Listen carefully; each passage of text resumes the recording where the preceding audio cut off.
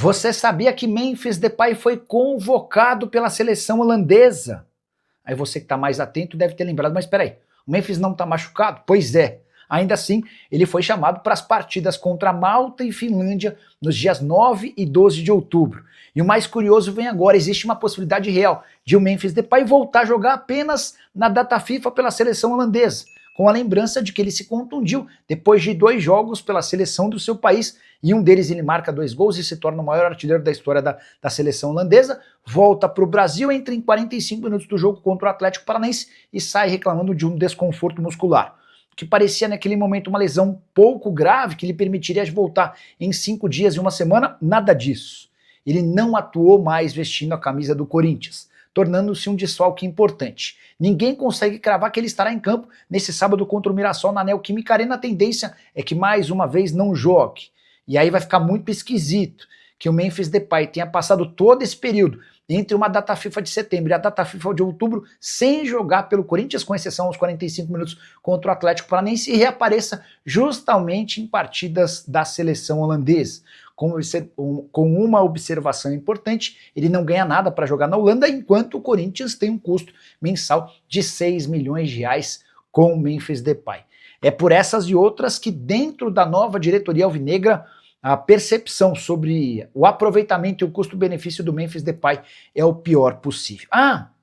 Só para arrematar, uma outra curiosidade, uma pergunta que está sendo feita entre dirigentes do Corinthians. Tá bom, ele não vai jogar pelo Timão, vai para a seleção holandesa, se recupera e está à disposição para jogar.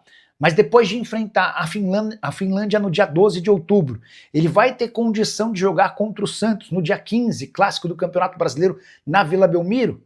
Se não jogar, a coisa vai ficar ainda pior. Gostaria que você usasse o espaço para comentário para expor a sua opinião. Vale a lembrança de que o Timão vem de 3 partidas sem vitória, com um empate e 2 derrotas. A saideira sobre o Corinthians, o Ministério Público pediu explicações sobre mais de 50 compras suspeitas feitas por André Sanches enquanto presidente do Corinthians entre 2018 e 2020, se utilizando do cartão corporativo do clube. Quero falar agora sobre o Corinthians. Para começar com informação internacional, Sporting e Porto, 2 dos maiores clubes portugueses, estão de olho em André Luiz, volante de só 19 anos de idade, que fez sua estreia recentemente com a camisa do Corinthians. Ele entrou no intervalo do jogo contra o Fluminense e deixou excelente impressão. Atleta formado na base, com enorme capacidade física, antes mesmo de estrear pelo profissional, ele já era monitorado por esses 2 grandes. Antes de gravar o vídeo, conversei com o Diogo Silva, representante do André Luiz lá na Web Soccer. O Diogo cuida do André desde que ele tinha 15 anos de idade. E o Diogo me confirmou que de fato existiram sondagens, consultas, que ainda não se transformaram em proposta, até porque o Corinthians nesse momento parece reticente em relação a negociá-lo. O André teve recentemente seu vínculo estendido pelo Corinthians, como isso garantiu um aumento salarial. Sua multa rescisória em território brasileiro é de 112 milhões de reais, a multa para clubes do exterior é de 630 milhões de reais. Só para completar o noticiário alvinegro, contar que o Corinthians discute uma parceria para a construção de um hotel para as categorias de base. Esse hotel vai ficar dentro do centro de treinamento Joaquim Grava, no espaço destinado à base. Só para quem não conhece, hoje o centro de treinamento do Corinthians abriga o time principal e o time de base. O time principal já tem um alojamento para os atletas, a base é um velho sonho que ainda não andou. O Corinthians estima ser necessário um investimento de 21 milhões de reais. E esse patrocínio, cujo nome não foi revelado, conversa com o Corinthians a entrega desse dinheiro em troca de uma série de contrapartidas. Hora de falar sobre o Corinthians, que foi condenado pela 6ª vez nos últimos meses pela FIFA. O novo caso tem a ver com o Charles, volante contratado na temporada passada do Midland da Dinamarca. O Corinthians foi condenado pela FIFA ao pagamento de 1 milhão de euros ou 6 milhões e 200 mil reais. Queria te explicar como é que foi feita essa operação. Quando o Corinthians o comprou, prometeu fazer o pagamento em 3 parcelas. As 2 primeiras parcelas de 400 mil euros cada e a última maior de 800 mil euros. Foi justamente essa última parcela que o Corinthians não pagou. E aí, além dos 800 mil euros, a FIFA estabeleceu 200 mil euros de multa, por isso, esses 6 milhões e 200 mil reais. Importante registrar que o Corinthians ainda terá de arcar com mais 85 mil euros referentes às custas processuais. É óbvio que o Corinthians vai mais uma vez levar esse caso para a Corte Arbitral do Esporte. É a forma que o Corinthians tem encontrado para ganhar tempo antes de efetuar o pagamento. Mas a situação é importante. Toda vez que você leva o caso para a Corte Arbitral do Esporte, em geral você perde e aí depois acaba pagando com mais juros e multas e aquela coisa toda. Antes dessa questão envolvendo Midland e Charles, o Corinthians já tinha tido outras 5 condenações recentes na FIFA. Já são 2 decisões definitivas na Corte Arbitral do Esporte, somando mais de 86 milhões de pendências já definitivas. Se a gente incluir também todos os outros processos na FIFA, que já foram dados como ganhos de causa, importante registrar só para você entender. A FIFA decide em primeira instância, e aí a Corte Arbitral do Esporte ratifica, em geral, a decisão da FIFA. São 6 condenações da FIFA contra o Corinthians em primeira instância e 2 condenações definitivas na Corte Arbitral do Esporte. Na FIFA, esses 6 processos já acumulam 135 milhões de reais de prejuízo para o Timão. Na Corte Arbitral do Esporte, em segunda instância, já são mais de 85 milhões de reais. O que você pensa sobre tudo isso que eu contei? Use espaço para comentário, para deixar sua opinião, já aperta o like para ajudar a gente e não esquece de compartilhar esse vídeo também, beleza? Quero falar agora sobre o Corinthians, que refez as contas e prevê um prejuízo gigante em 2025.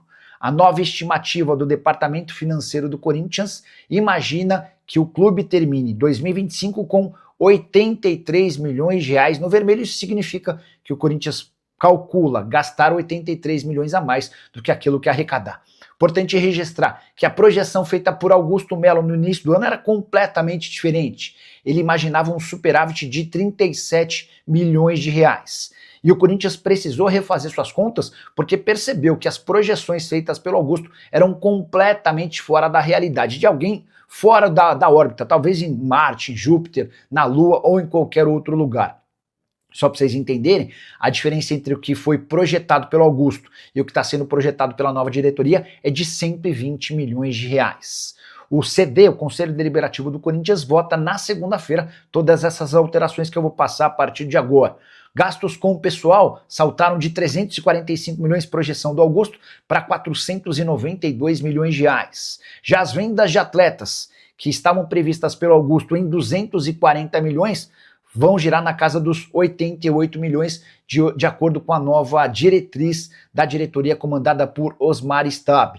Juros da dívida, 209 milhões de reais. Já os patrocínios, o Augusto imaginava ser capaz de faturar 211 milhões de reais. A nova diretoria estipula uma arrecadação com patrocínios na ordem de 174 milhões de reais. E você, torcedor corintiano, que está achando da nova gestão de Osmar Stabile e companhia, já usa o espaço para comentário para registrar sua opinião. Só não esquece de deixar like, de se inscrever no canal. Quero falar agora sobre o Corinthians, que enfim conseguiu uma vitória na justiça. Todo santo dia eu volto aqui com alguma novidade triste. Olha, processo na FIFA, derrota na justiça, dessa vez vitória. Vitor Pereira, técnico que já trabalhou no Corinthians, cobrava cerca de 7 milhões e meio de reais relativos a FGTS, férias e 13º do Timão, por conta da sua passagem. E pela segunda vez ele foi derrotado nos tribunais.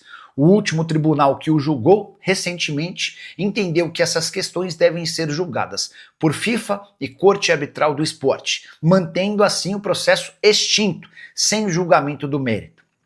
Importante contar que um auxiliar do Vitor Pereira também havia entrado com ação, cobrando 514 mil reais de direitos trabalhistas. Corinthians, nesse caso, também venceu. Importante dizer que, além da questão na Justiça do Trabalho no Brasil, o Vitor Pereira também havia recorrido à FIFA. E, nesse caso, conseguiu a condenação do Corinthians ao pagamento de 2 milhões e 600 mil reais. Essa grana ainda não começou a ser paga, porque o Corinthians, como de praxe, recorreu à Corte Arbitral do Esporte. Agora é questão de tempo para que surja a punição ao Timão e, em caso de não pagamento, mais um transfer ban à vista.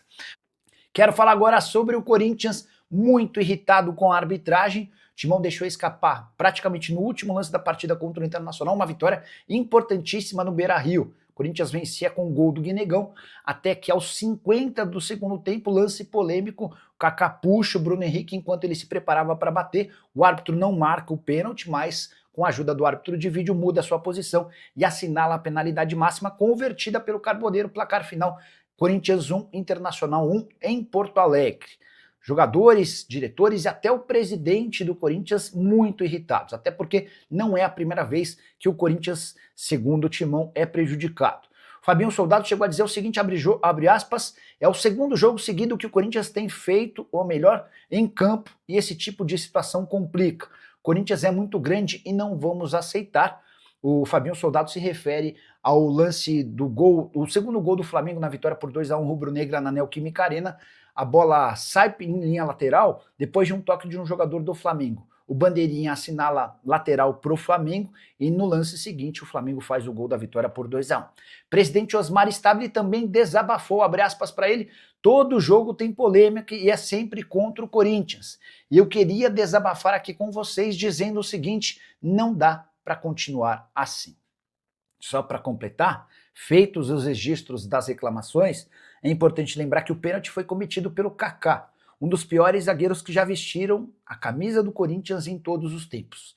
E agora a notícia fica ainda mais pesada, o Kaká custou 24 milhões de reais ao Timão. Pior, vai custar, porque o Corinthians ainda não pagou nem sequer um centavo da negociação junto a um clube japonês. Pode escrever aí que daqui a pouco pinta alguma condenação da FIFA relacionada a esse caso. Fala pessoal, estamos aí com atualizações importantes do Corinthians. Se inscreva e ative o sininho para receber mais atualizações do Timão. Deixe seu like que é muito importante para o crescimento do canal. Utilize o espaço aqui embaixo para registrar sua opinião. Ficamos por aqui com mais esse giro de notícias. Um abraço e até o próximo vídeo.